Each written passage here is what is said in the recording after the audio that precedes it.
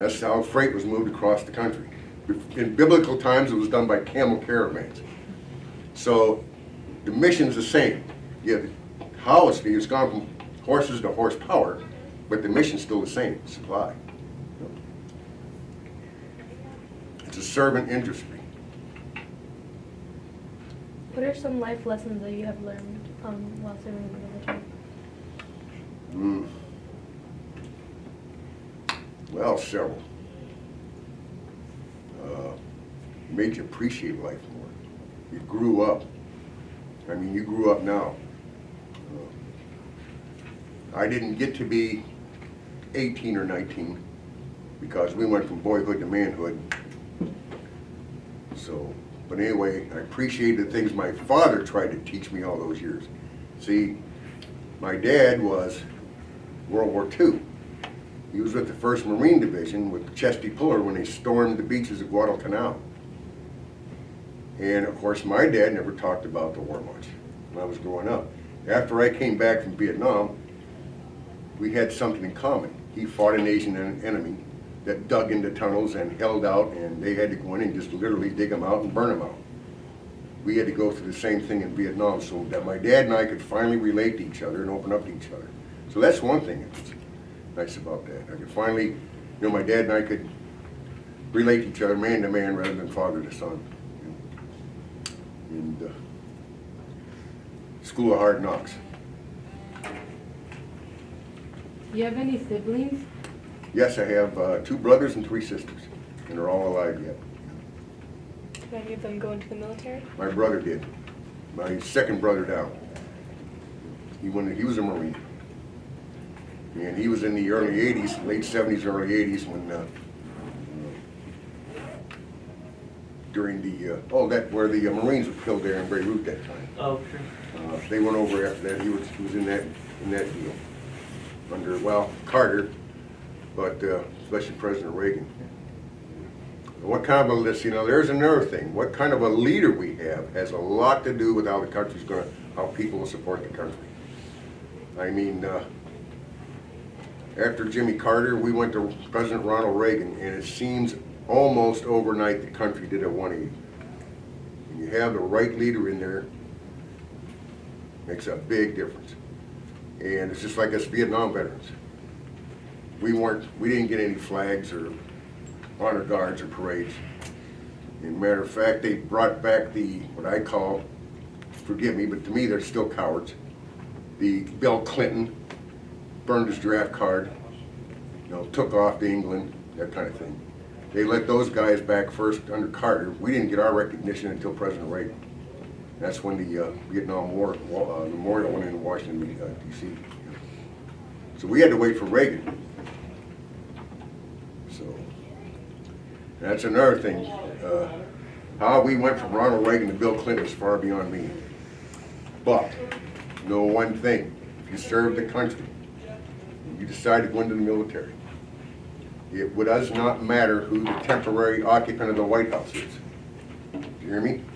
What you do for liberty, even though people will never know your name, popularity-wise, what you do for liberty will stand long after any temporary occupant of the White House is relegated to a footnote in history. Okay? So did you feel mistreated when you came home as a veteran? Yes, and we just sucked it up, okay? We just sucked it up and went on. It was like a monkey on our back for a long time before a lot of guys would open up. And I was one of them. And as I said, it probably hurt my first marriage because I would not talk, I would not communicate. I just go do my thing and try to get it behind me. A lot of guys made that mistake. It was tough on the wives. Like I said, even though I didn't even have a girlfriend or a wife, I was in it. Afterwards, you're going to have Mr. Bronstad come in. Mm-hmm. Him and his wife Linda were married while he was in the service. She's coming too. Yeah. So she can better tell you what an Army or Navy wife or while he was in the service.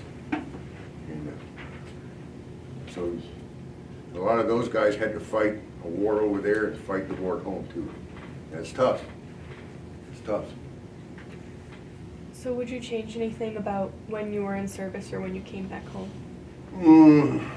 Well, what would you change? How could you change it? The only thing we could change was when we went into wars after that. A lot of Vietnam veterans got together and told Congress, you treat these guys coming back from Iran, Iraq, and Afghanistan, Gulf War, you treat these guys like you treated us, and we're coming after you with a hanging party. Now, obviously we're speaking in metaphors, but they understood we aren't going to do that to these guys. And they haven't.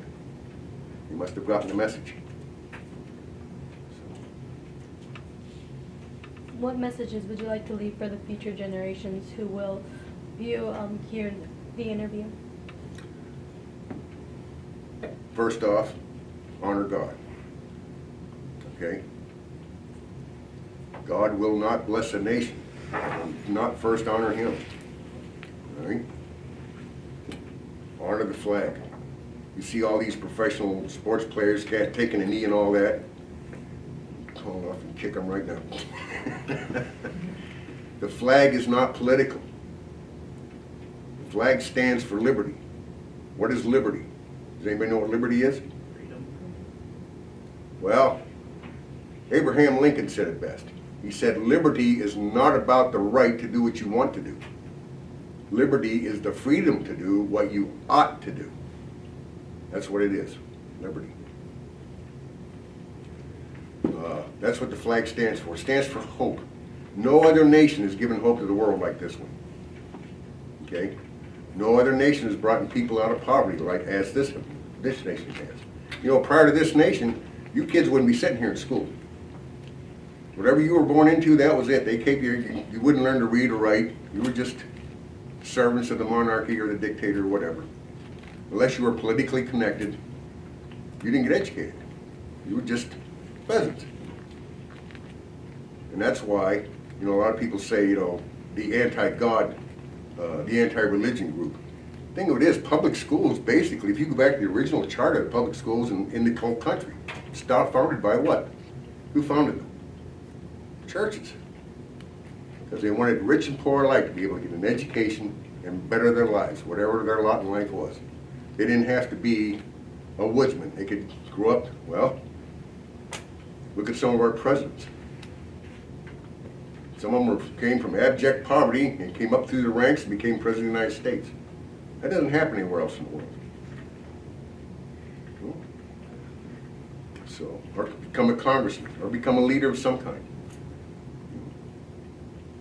So America has given back, you know, everybody says we take. America has given back 1,000-fold what we've ever taken. Even now, if a disaster happens anywhere in the world, who's the first country with planes and doctors and medicine and food and water? Who's the first ones off the ground? We are. Even though we know we're going to get kicked in the teeth for it somewhere down the road, we still do it. We still do it.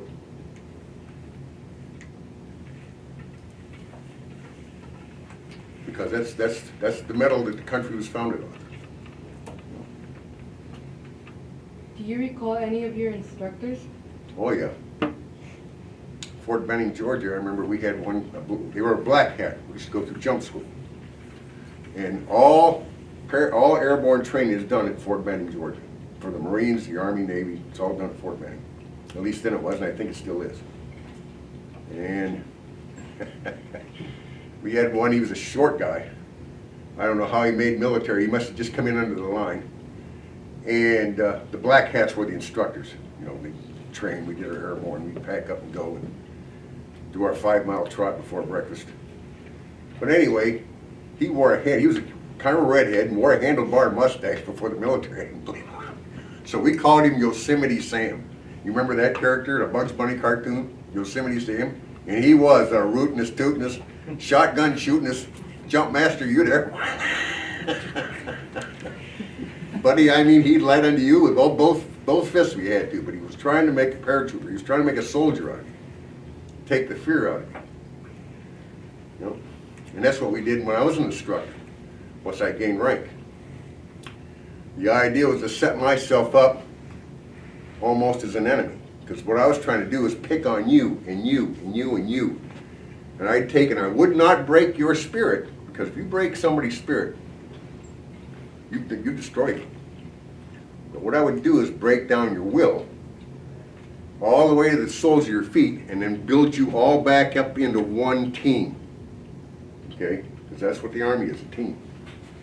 You learn to live, eat, sleep, fight, laugh, cry, if need be, die as a team. And that's why the American Army and the American military is so hard to beat. If they let us beat it. If they let us do our jobs. You get thinking like a team, you act like a team.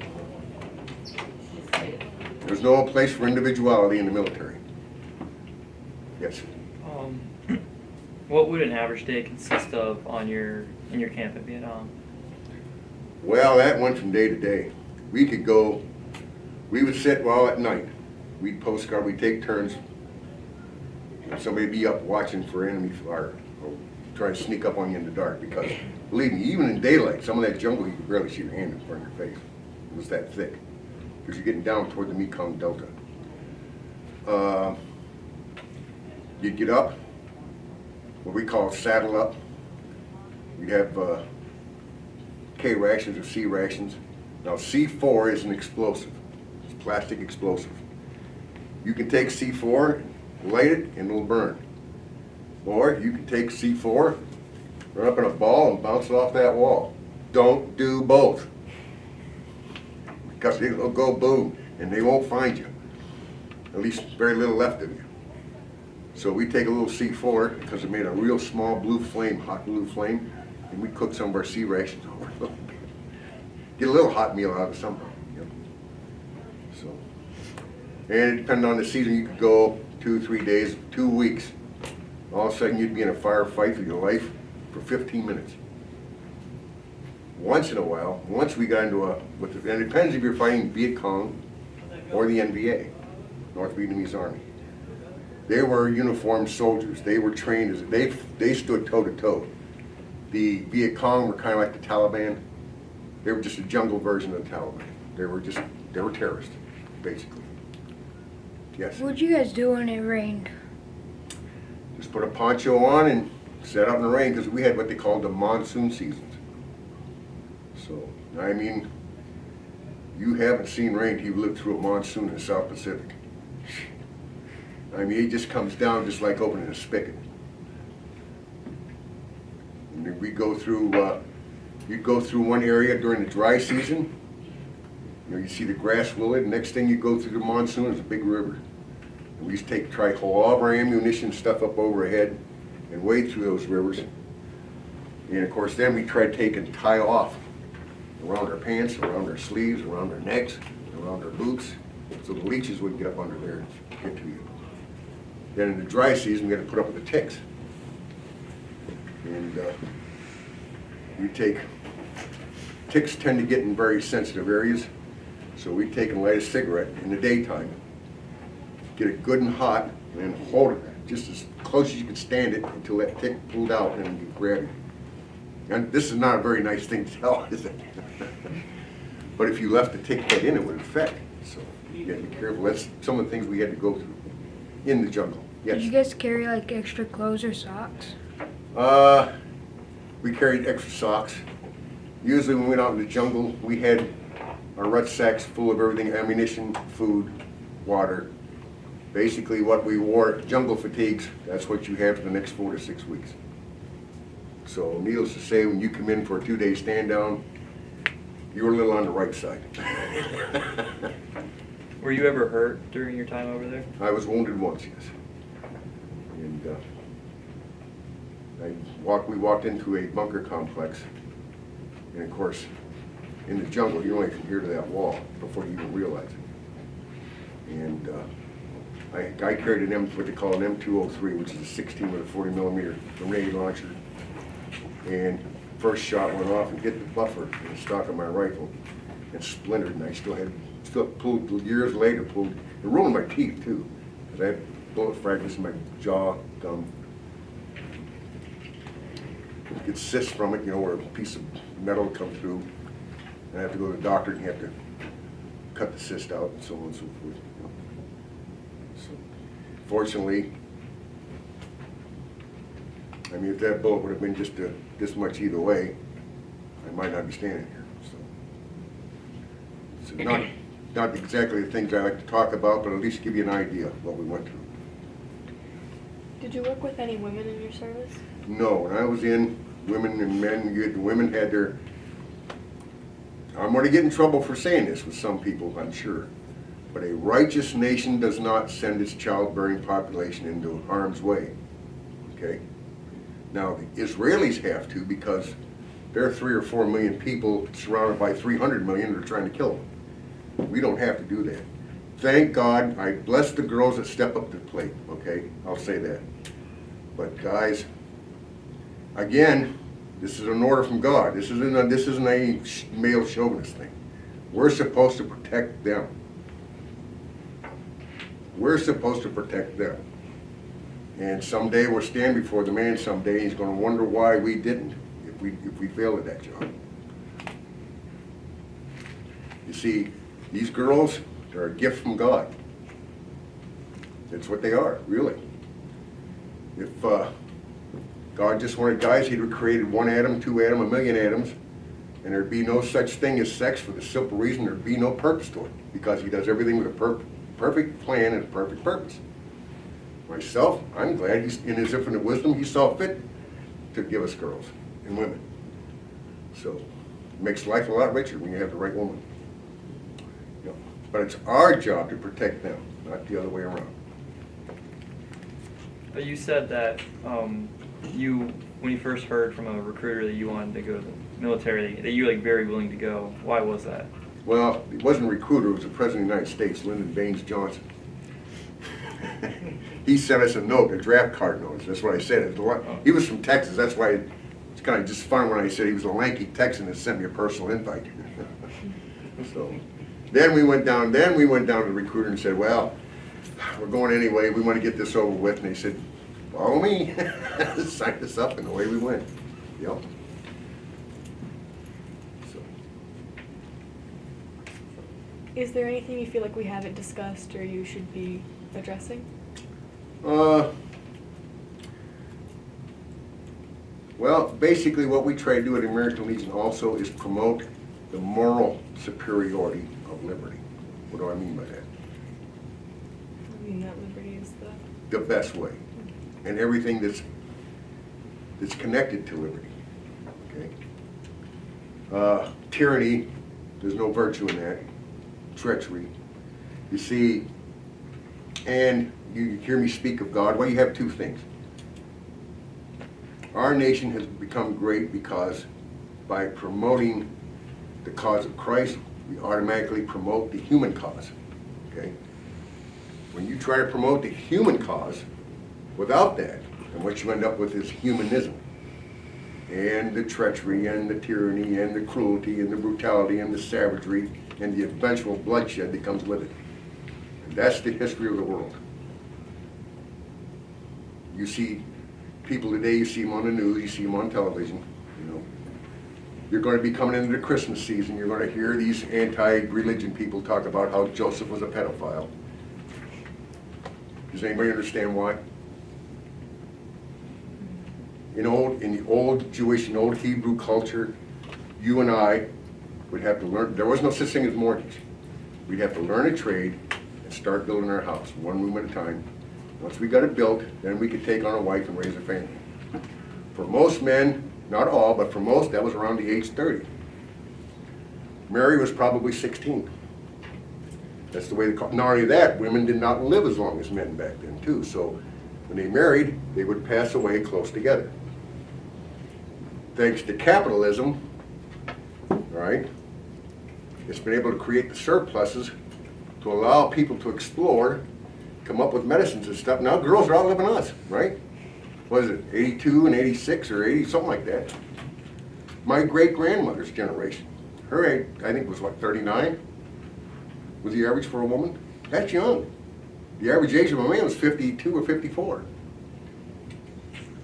Although my great-grandfather lived to be 99, but in his generation, when you saw guys his age, they were all guys. You didn't see the girls. They were gone. Now it's the other way around. See? See, capitalism is a Judeo-Christian concept. So that automatically, with the anti-God crowd, puts a bulldog on it. And what it does, it creates more goods, more services to more people at less cost. And it creates surpluses. And that's the surplus that we use to explore, discover, trial and error. The medicines and stuff we have today, and I'm not saying some of the medicines, of course, don't work with everybody. We're all different. It's just like penicillin. I remember when penicillin was, they always had to tap your skin to make sure you weren't allergic to penicillin. Most people could take it, but there's always that one or two that couldn't, because penicillin could be a death sentence. You see these drug commercials now, they cause flu or hives or this or that, and you're only talking 2% of the people that'll happen to. It doesn't happen to everybody. So they're just trying to cover themselves from lawsuits, which I don't blame them. But I don't know how we got sidetracked on that, but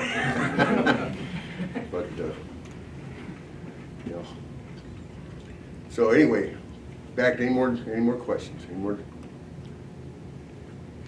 Do you have any children? I have two. I have a son and a daughter. I have 3 grandchildren. About your ages too now, my granddaughter. I have a couple of granddaughters about your ages. And of course, my daughter was a daddy's girl. And now my granddaughters are granddaddy's girls. Yes. Did your kids ride in the truck with you when you're... Once in a while. My daughter went with me when she was a little girl, when she was 9. My son went with me a couple of times, sure. And, yes, sir. I'm just curious, can you talk a little bit about the process? Like you joining the VFW and kind of like, did you join immediately after getting out of the service? Or was No, there I some did not, and process? I'll tell you why. Believe it or not, the VFW did not recognize us when I first got out. Yes. You'll hear that from a lot of Vietnam vets. And so I just said, well, those guys, some of them were still World War I, World War II. Well, Vietnam was a conflict. I said, okay. Several of us Vietnam vets got that treatment. So we just said, okay, we don't need it, and went on about our lives. Wow.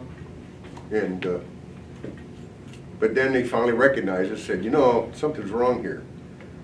They went back into history and said, these guys fought a war just as bravely as anybody in World War I or World War II, and with just as much commitment. So why not?